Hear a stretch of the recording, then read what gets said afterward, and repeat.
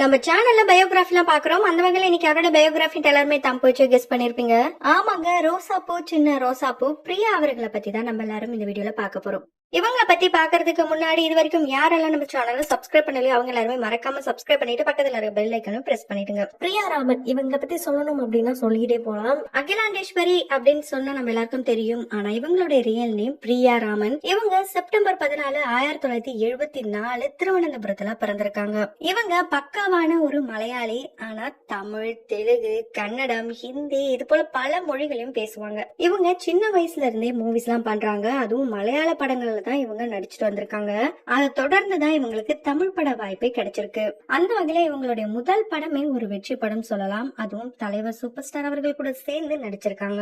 என்னுள்ளே என்னுள்ளே இந்த சாங் கண்டிப்பா எல்லாருக்கும் நிறைய பேருக்கு ஃபேவரட் சாங்கா இருக்கும். அப்படி இந்த பாட்டு மூலமா ரொம்ப ஃபேமஸ் ஆனாங்க. ஆமாங்க, வள்ளி படம் தான் இவங்களுடைய தமிழ் முதல் படம். இவங்க சூரியவம்சம் படத்திலயும் ரொம்பவே ஃபேமஸ் ஆனாங்க. கௌரின்ற கேரக்டர் தான் அந்த படத்தை அடுத்த லெவலுக்கு கொண்டு போயிருக்கும்னே சொல்லலாம். அதுக்கப்புறம் தொடர்ந்து பல படங்கள் பண்ணிருக்காங்க. இதுல குறிப்பா நேசம் புதுசு இந்த படம் நடிக்கும் போதுதான் இவங்களுடைய கெரியரும் அடுத்த லெவலுக்கு போகும்னு பார்த்தா இவங்களுடைய வாழ்க்கை அடுத்த லெவலுக்கு போச்சு. ஆனா அது ரொம்ப நாள் நீடிக்கலன்னு தான் சொல்ல முடியும். ஆமாங்க, நேசம் புதுசு இந்த படத்துல இவங்க நடிக்கும் போதுதான் நடிகர் ரஞ்சித் அவர்கள் கூட பேர் பண்ணாங்க. ரஞ்சித் அவர்களை நம்ம எல்லாருக்கும் ரொம்ப நாளாவே தெரியும். இந்த படம் மூலமா இவங்க ரெண்டு பேரும் காதலிச்சு ரெண்டு பேரண்ட்ஸோட சம்மதத்தோட தான் இவங்களோட திருமணம் 1999 நடந்தது. அந்த திருமணம் 2014 முடிவுக்கு வந்திருக்கு. அதுக்கப்புறம் ரஞ்சித் அவர்கள் செகண்ட் மேரேஜும் பண்ணி அங்கேயும் ஒரு குழந்தை பிறந்திருக்கு. அந்த வகையில இவங்களுக்கு ஆதித்யா ராவ் அண்ட் ஆகாஷ் ராவ் அப்படின்ற ரெண்டு மகன்களும் இருக்காங்க. ஆனா அவருக்கும் அந்த ரெண்டாவது கல்யாணமும் நிலைக்கல. விவாகரத்துக்கு அப்புறமா இவங்க சீரியல்ல தான் ரீஎன்ட்ரி கொடுத்தாங்க.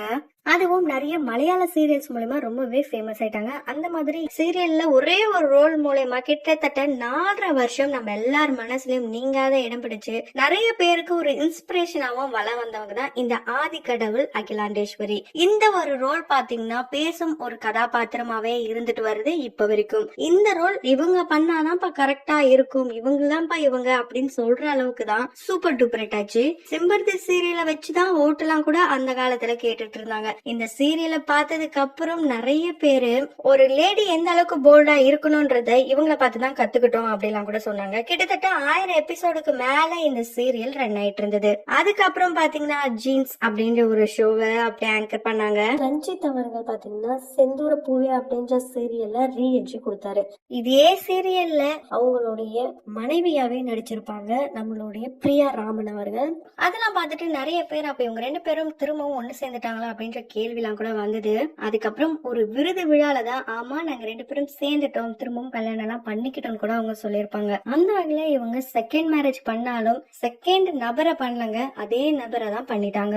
கிட்டத்தட்ட 23 வருஷம் இவங்களோட திருமண பந்தம் இருந்திருக்கு. கொஞ்ச நாள் பிரிஞ்சிருந்தா கூட இவங்க ரெண்டு பேரும் திருமண நாள் அப்போ ஒன்னா மீட் பண்ணுவாங்களாம். அப்படி ஒரு திருமண நாள் அப்பதான் ரெண்டு பேரும் பக்கத்து செட்ல இருக்கும் போது மீட் பண்ணிருக்காங்க. போட்டோஸ் எடுத்து போஸ்ட் பண்ணிருக்காங்க. இப்ப வரைக்கும் எல்லாருடைய சப்போர்ட்டோட என்னுடைய கெரியரும் சரி பர்சனல் லைஃபும் சரி சூப்பராகவே போயிட்டு இருக்குன்னு சொல்லியிருக்காங்க. இவங்களுக்கு குக்கிங்னா ரொம்ப பிடிக்குமாம். அதனால எந்த ஷூட்டிங் ஸ்பாட்டுக்கு போறதுக்கு முன்னாடி வீட்டுல இவங்க கையால சமைச்சு வச்சுட்டு தான் போவாங்களாம். செம்பருத்தி சீரியலுக்கு அப்புறமா இவங்கள பார்க்கவே முடியலன்னு சொல்லலாம். இதுக்கப்புறம் அவங்க குக் வித் கோமாளி சீசன் 6ல வந்து பார்ட்டிசிபேட் பண்ணிருக்காங்க.